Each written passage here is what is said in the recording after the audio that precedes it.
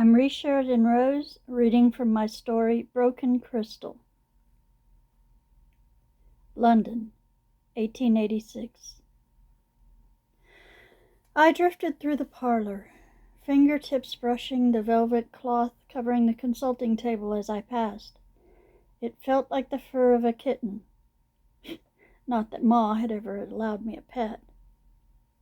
The crystal sphere sat in a place of honor in the center of the table, hidden under a square of snow-white silk.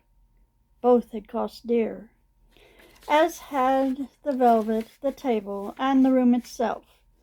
But Ma had insisted all the trappings be just so.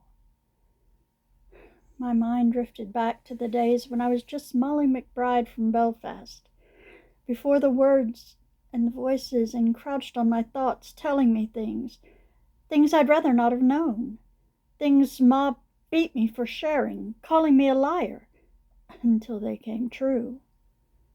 Things like my brother Danny dying of consumption off in the Welsh mines, or Nan Elizabeth visiting my room to say goodbye the night after her funeral. My back ached for a week after that one. When it became clear the sight had really touched me, Ma's eyes took on a gleam of gold, and she moved us to London, changing my name to Madame Rose, and started charging people for my consultations. At first it was a copper here and there to find something lost, or a piece of silver to speak to a dearly departed. But as my reputation for truth grew, so did my fees, and opulent lodging was the result. Not that I ever saw a cent of the money. Ma said it was for my own good, that she was saving for our future. I just wanted a sweet now and then. I went along because I was a good girl and because I had nowhere else to go.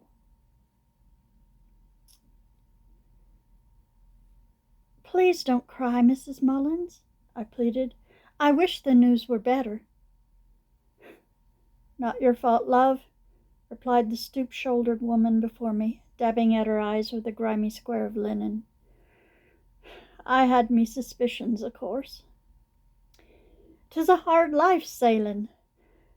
I knew there might be a day when Johnny didn't come home. I just hoped—" She burst into fresh sobs, cradling her swollen belly. "How will I feed the bairns without him? 4 mouse and a 5th one coming." Glancing furtively at the parlor door, I indicated the little pile of coins sitting on the velvet. A handful of copper and silver I knew would feed her family for at least a week. "Take that back, ma'am. You need it more than I." The newly made widow blinked. "Are you sure?" "Aye. But hurry now, so my ma don't see." Something hard came into the woman's eyes. She'd begrudge me, would she? Struck me as the type. I felt my cheeks heating. "She's just trying to make ends meet, same as you." "You're a good girl, Madame Rose, kind and loyal. You'll make a fine wife some day." With a final dab at her eyes, she swept the coins off the table and folded them away in her kerchief. "You're in my prayers, dear." "Thank you, ma'am."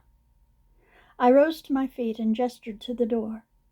"I'm sorry to cut our time short, but I have another consultation momentarily, and it would be better if she were gone before Ma brought them in."